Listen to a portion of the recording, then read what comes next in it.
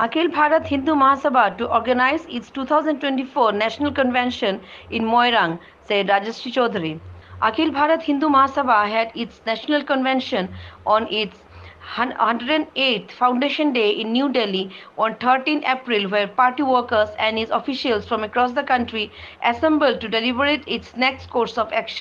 A referendum was launched on 26 January 2022 and was adopted in this convention on 13th and 14th April 2023 at Birla Mandir in New Delhi, where hundreds of people voted in favor of Bharat being declared Hindu Rashtra to complete freedom to restore Bharat from influence of invaders, where include uniform civil code, ban on cow slaughter, mass employment and self-employment through cow waste and organic waste product making units, no income tax, government support to medium, small, micro cooperative units, handicrafts and handlooms unit as the main platform of the economy.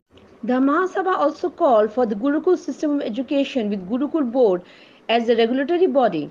They also demanded pension, yield insurance, mediclaim, free quality education for farmers and their families, as well as free interest loan free for organic farming.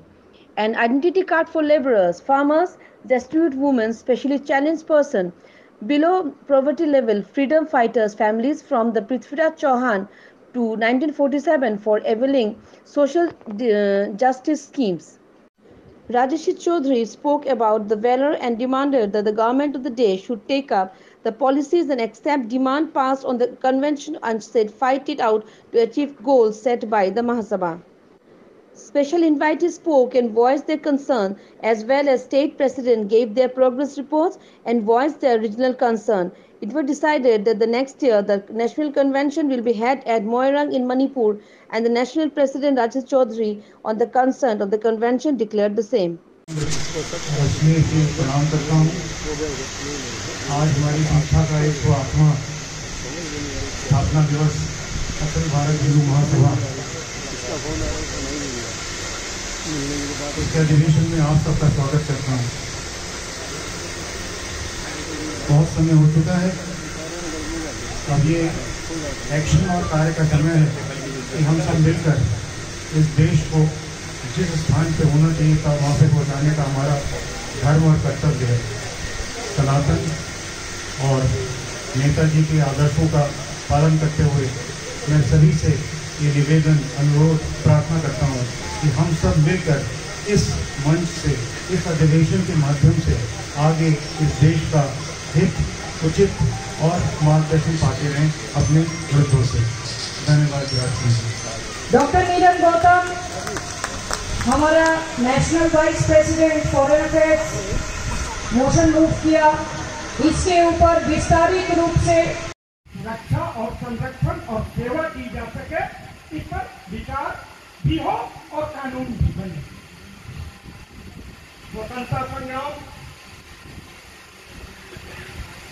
स्वतंत्रता संग्राम कुछ पाने के लिए नहीं था, यह याद रखें।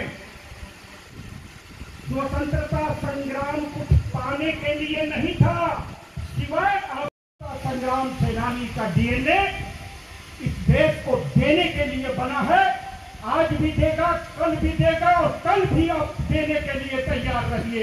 समाज को, देश को और दुनिया को, मानवता को हम लेने के लिए नहीं पैदा हुए और हम भविष्य में भी कुछ न कुछ देंगे।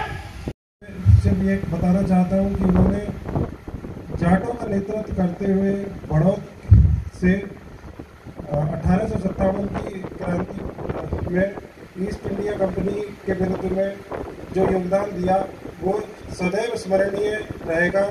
बाबा श्यामल तो अमर रहे, अमर रहे, अमर रहे। जय हिंद, जय।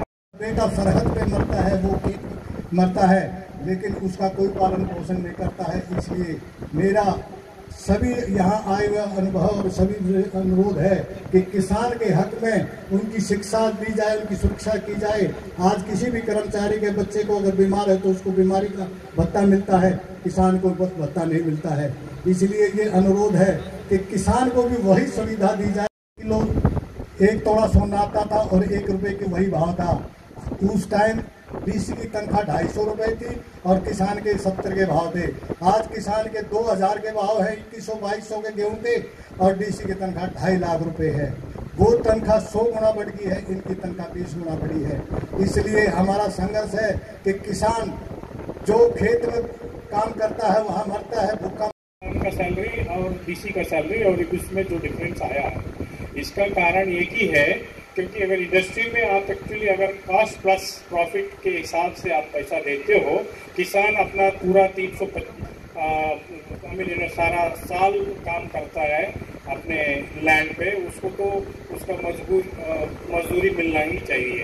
मजदूरी के कैलकुलेशंस तो बहुत कुछ है, स्वामीनाथन के लैंड में उगाता है, उसका जॉब कॉस्ट कितना भी हो वो मेहनत तो बहुत करता है, उसका फैमिली मेंबर्स भी मेहनत बहुत करते हैं, उसको उसका कॉस्ट प्लस 10% बोलिए, 5% बोलिए, 25% बोलिए, उसके हिसाब से एमएसपी होना चाहिए।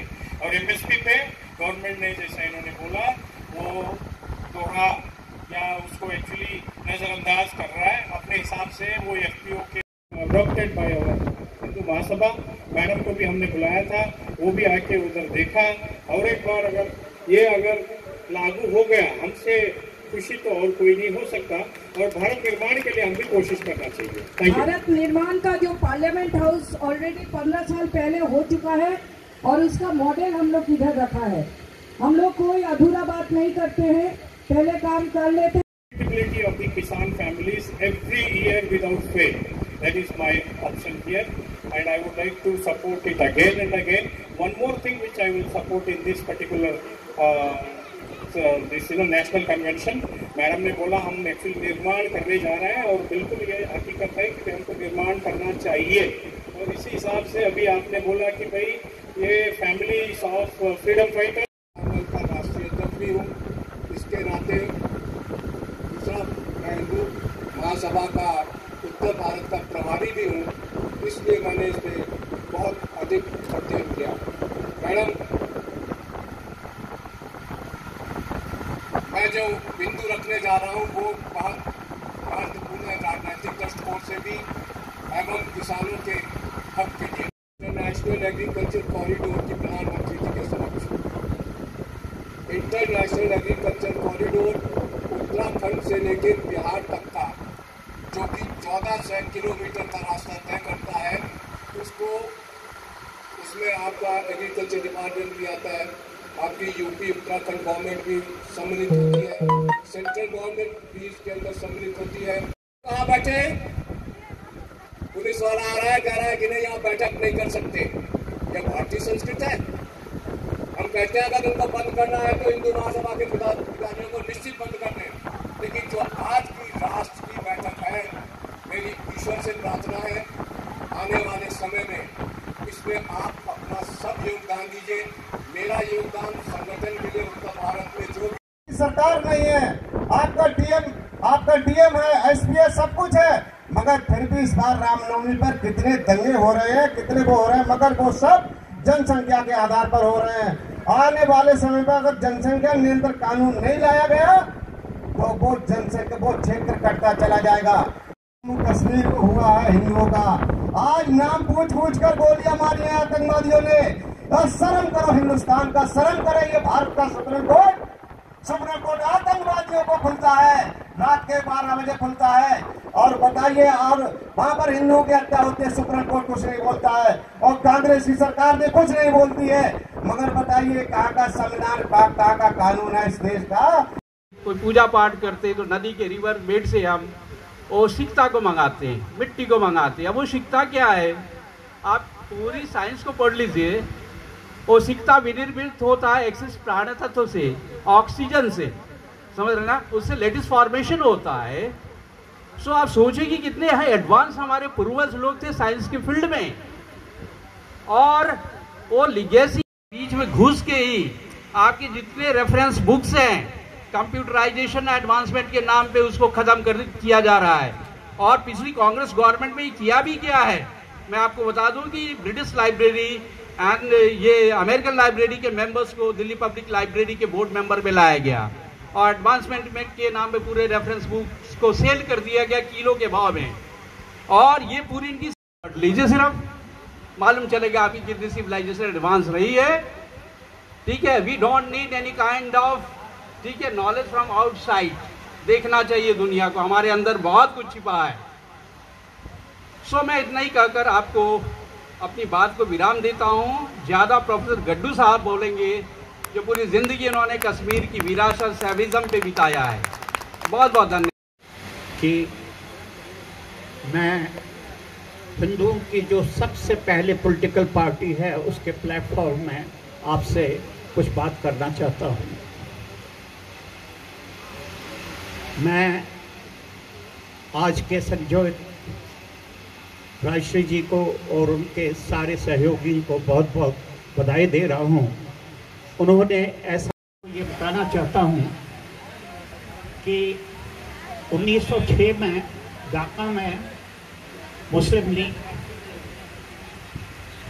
का उद्घाटन हुआ और फिर जब हिंदुओं में ये जागरूकता हो गई कि मुसलमान एक खड़ा हो गया है, तो 1915 में उद्घाटन किया, शुरू किया।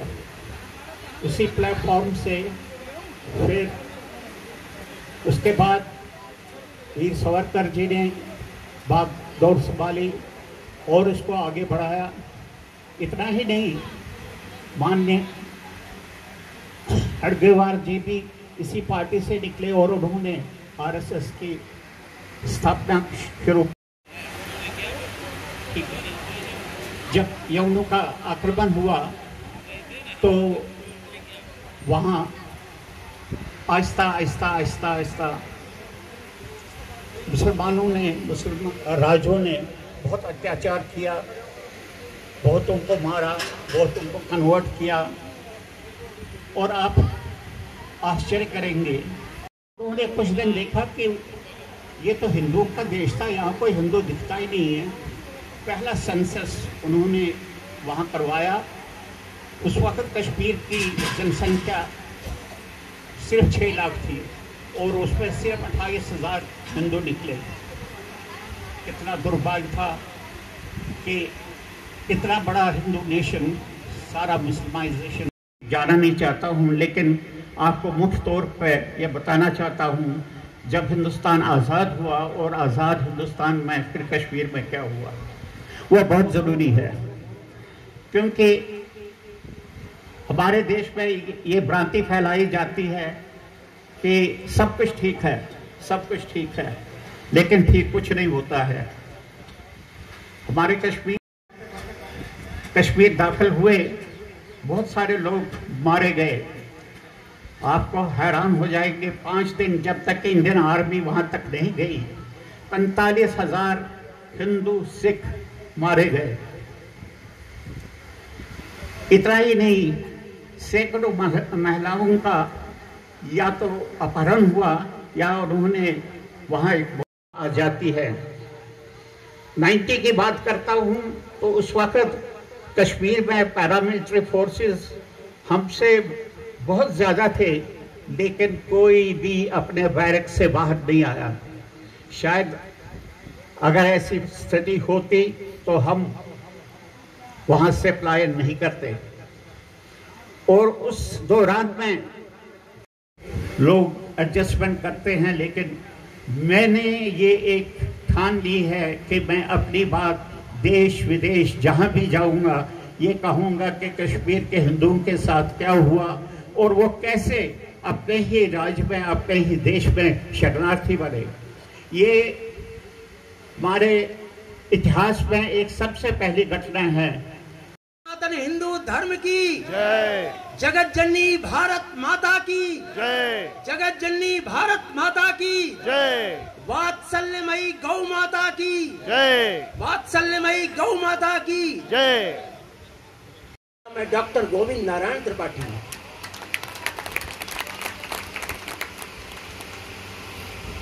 मैं आभार प्रकट करता हूँ राजश्री चौधरी बहन जी का, जिन्होंने मुझे यहाँ आमंत्रित किया। मैं तो एक साइंस का छात्र हूँ। IIT कानपुर से मैंने बीटेक इलेक्ट्रॉनिक्स में किया। इसके बाद दुनिया का सबसे छोटा, मतलब सबसे सस्ता टैबलेट मैंने बनाया था। उस टैबलेट का नाम था आकाश टैबलेट, और अखिलेश जी ने उसको बांट करके खूब वाहवाहियाँ लूटी थी। इसके बाद मैंने इलाहाबाद विश्वविद्यालय से एमएससी किया मैथमेटिक्स में। मेरा मन प्रोफेसर में ज़्यादा लगता था पढ़ाने में, इसलिए दुनिया का सबसे छोटा मतलब सबसे सस्ता टैबलेट मैंने बनाया था। उस टैबलेट का नाम था आकाश टैबलेट, और अखिलेश जी ने उसको बांट करके खूब वाहवाहियाँ लूटी थी। इसके बाद मैंने इलाहाबाद विश्वविद्यालय से एमएससी किया मैथमेटिक्स में। मेरा मन प्रोफेसर में ज़्यादा लगता था पढ़ाने में, इसलिए इसमें 70 फार्मूले मैंने बनाए थे। मैथमेटिक्स को बहुत शॉर्ट रूप में कर दिया, आरआर पब्लिकेशन में आती है वो। इसके बाद मैं संघ का पूर्णकालिक बना, 5 साल गुजरात प्रांत का प्रचारक रहा, और अभी मैं संघ की राष्ट्रीय कार्यकारिणी में हूँ। संघ का एक विंग है आरएसएस का, राष्ट्रीय सिख संगत, उसका मैं राष्ट्रीय महामंत्री का। अनसुईया से राजापुर तक नदियों को कैसे साफ किया जाए, और जो महाआरती योगी आदित्यनाथ के द्वारा वहां शुरू की गई है मंदाकिनी नदी किनारे, उस नदी को साफ करने में हमारी मंदाकिनी बचाओ समिति का बहुत बड़ा योगदान है। हम लोग बात करते हैं भारत, हम सिर्फ भारत जब आजाद हुआ उसके बाद का ही देखते हैं। भारत की सभ्यता लाखों वर्षों पुरानी है।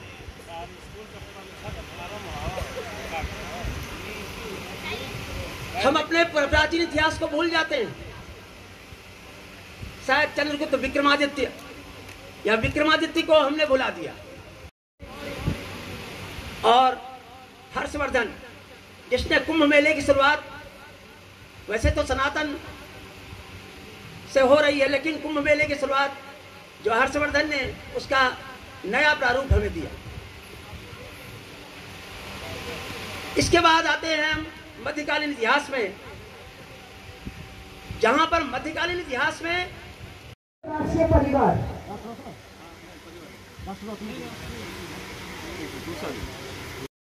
नारायण सिंह बिहार से आया है।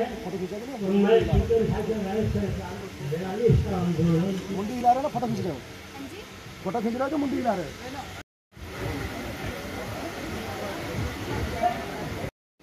वही है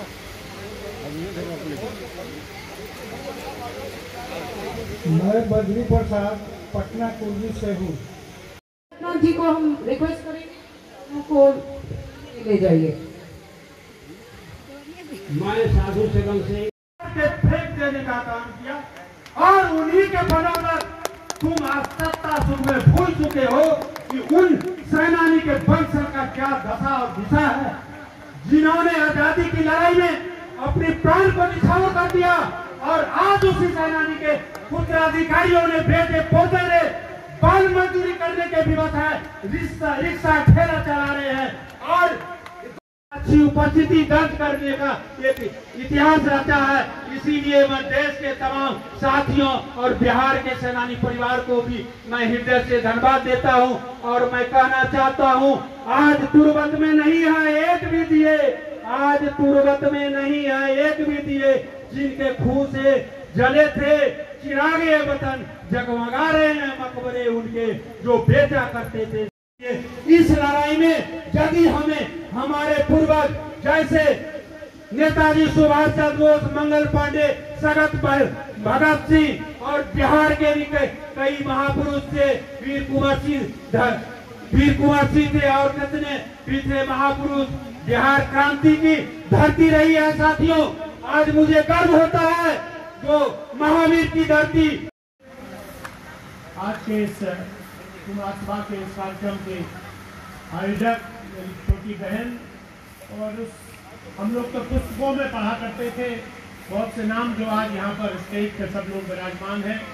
सुभाष चंद्र बोस जी हो, चाहे मंगल पांडे जी हो, या और जितनी भी विभूतियाँ मंच पर उपस्थित हैं, मेरी छोटी बहन राष्ट्रीय जी, मदन मोहन मालवीय जी के परिवार ने जो ऑल इंडिया आज़ाद हिंद फौज जिसको हम सुना करते थे, उसके सब लोग प्रतिनिधि यहाँ पूरे प्रांतों से जो पधारे हैं, मैं उनका सभी इस धरा पर स्वागत सम्मान करता हूँ और मैं आभार व्यक्त करता हूँ राष्ट्रीय जी का कि उन्होंने मुझ जैसे एक व्यक्ति को यहाँ आप लोगों के दर्शन करने का सौभाग्य प्रदान किया।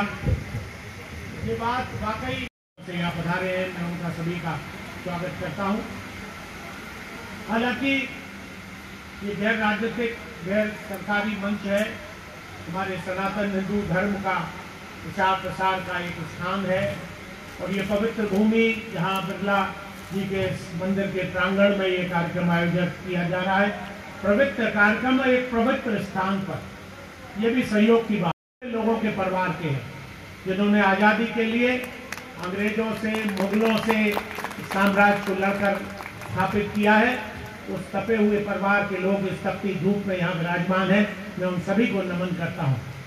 आज बड़े सौभाग्य की बात है और ये सोच और ये अप्रोच दो बातें। राष्ट्रीय जी वैसे तो बहुत यहाँ ऐसे योद्धा हैं, बहुत ऐसे किताबों के पन्नों में लुप्त हैं, उन परिवारों को सम्मान देने का जो ये गौरव आज सुभाष चंद्र बोस जी के परिवार की पौत्री पड़पोत्री ने आयोजित किया है, मैं समझता हूं उनसे ज्यादा साधुवाद का कोई पात्र इस भारत में नहीं है।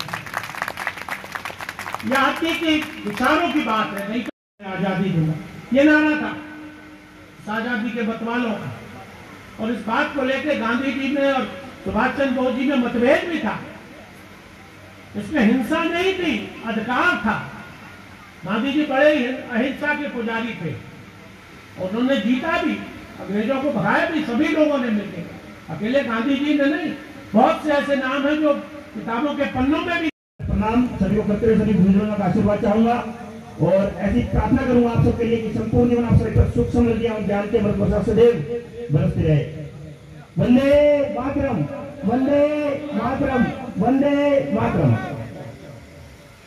झटका सिंह सरदार माता की जय, भारत माता की जय, भारत माता की जय, वंदे मातरम, वंदे मातरम, वंदे मातरम।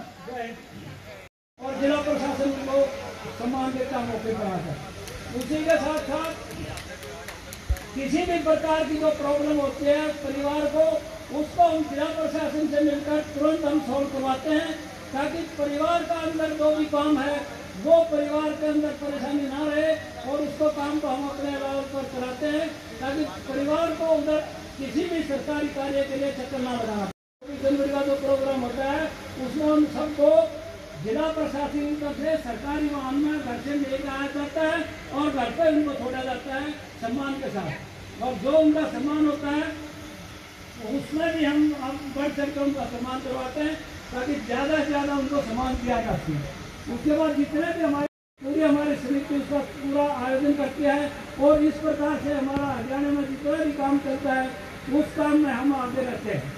जब यहाँ अपने बहन राजश्री जी चौधरी के आह्वान पर हम आए हैं और यहाँ पर जो भी हमारी ड्यूटी लगाएगी महासभा की तरफ से या स्वतंत्रता सेनानियों के काम की तरफ से, हम आपको ये आश्वासन दिलाते हैं कि हम यहाँ पर आपको बढ़ चढ़ कर हिस्सा लेंगे और पूरा से भेजा गया है, तो हम उनका बड़ा धन्यवाद करते हैं और मैं मैडम से अनुरोध करूँगा एक बार स्वयं अर्पित करें पुष्पों को। जी धन्यवाद।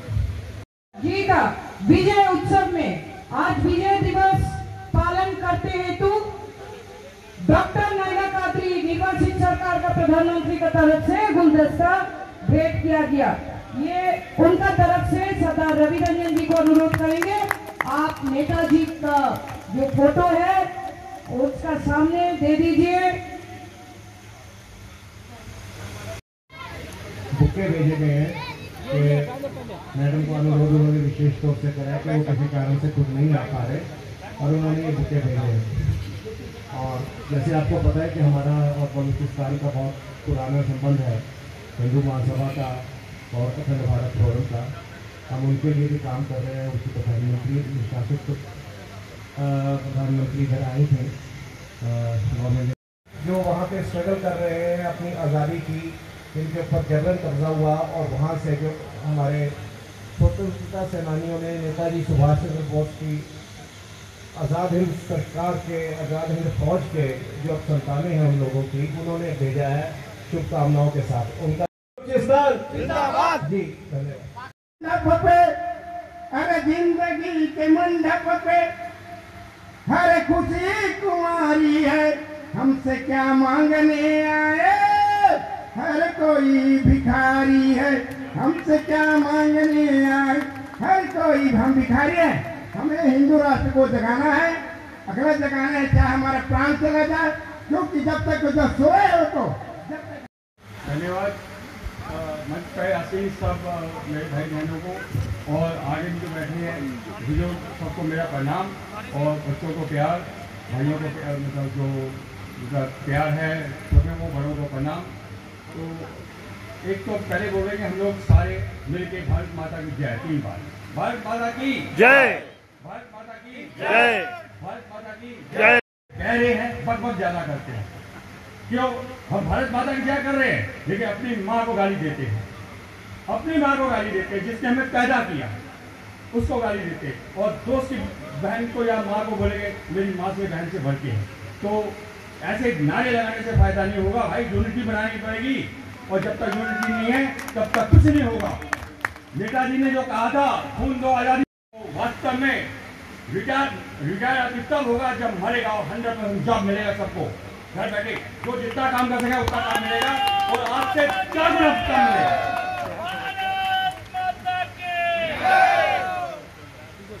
देखिए वैसे तो मैं रिसर्च हूँ, हर फील्ड में रिसर्च करता हूँ, पोस्ट में 11वीं पास करके गया था, आज मैं डॉक्टर भी हूँ, इंजीनियर भी हूँ, वकील भी हूँ, BSc का लगा है, 8 डिप्लोमा है, 20 ये अभी जो आए थे हम लोग जिंदाबाद कर रहे थे। देखो जिंदाबाद तो सबका करना चाहिए, अच्छाई सबकी लेनी चाहिए, लेकिन बुराई उसके पास छोड़ दो। हमें मुर्दाबाद, आज पाकिस्तान को मुर्दाबाद नहीं कहना, हम उसको जिंदाबाद करें, जिंदाबाद करेंगे तो आज पाकिस्तान को आज भी मोदी की गुटकारा है, लेकिन हमारे देश के अंदर मोदी को मारने के लिए आधी जनता तैयार है।